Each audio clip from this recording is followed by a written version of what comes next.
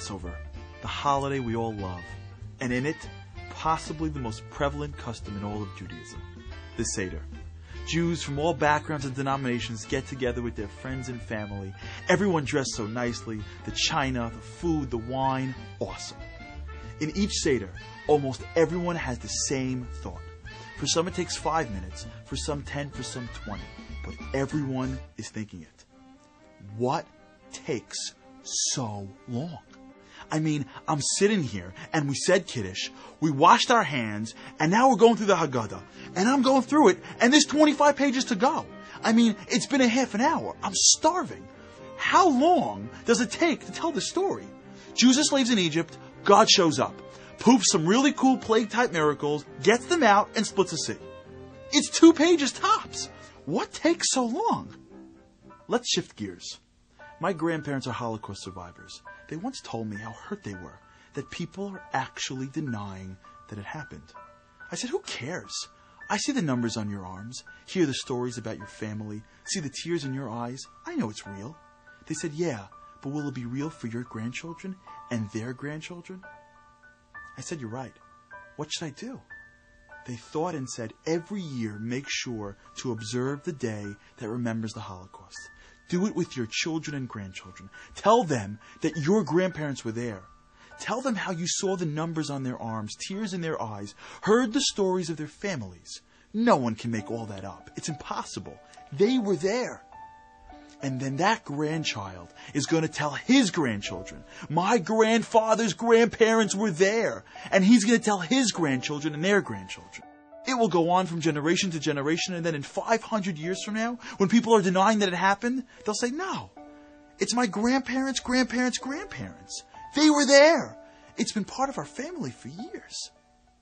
Exodus is probably the most important event in the history of mankind because it introduced God to the world. When Moses first spoke to Pharaoh, he said, God said, let my people go. You know what Pharaoh said? Not no. He said, who are you talking about? God. God who? The God who created the whole world. Pharaoh pulled out a list of every god and said, I got all these gods here. I got the sun, the moon, I got the statues, I got the rocks, I got the guy fasting in the corner. I got plenty of gods. Guess what? Yours didn't make the list. He must not exist. 10 plagues later, and the Jews are leaving Egypt, and Pharaoh actually tells Moses, can you do me a favor and ask your God to bless me as well? Today, most of the world believes in one God. Exodus was when it started. Well, how do we know it happened?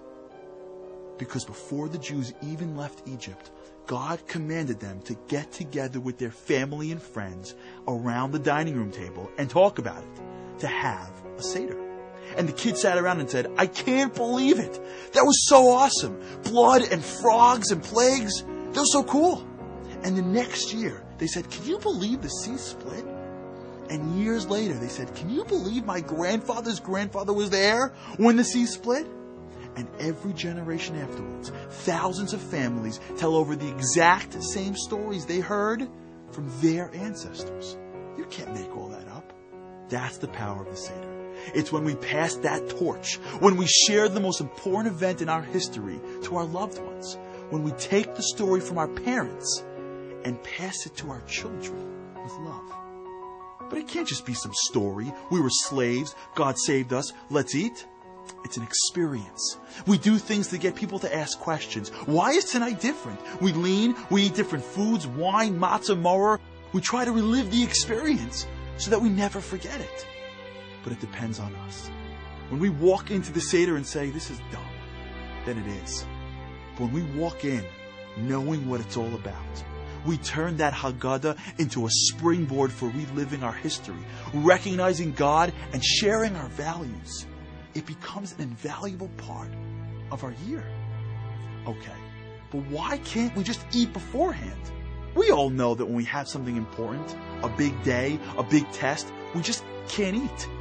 When we sit at that dining room table for the first time all year and say, not yet with the food, we show ourselves and everyone around us that there's something really important happening. You guys got to hear this. This is who we are. And you got to pass this down to your kids and your grandkids. That's the Seder. It's when we tie our glorious past to our promising future. This year, make the Seder unforgettable. Happy Passover.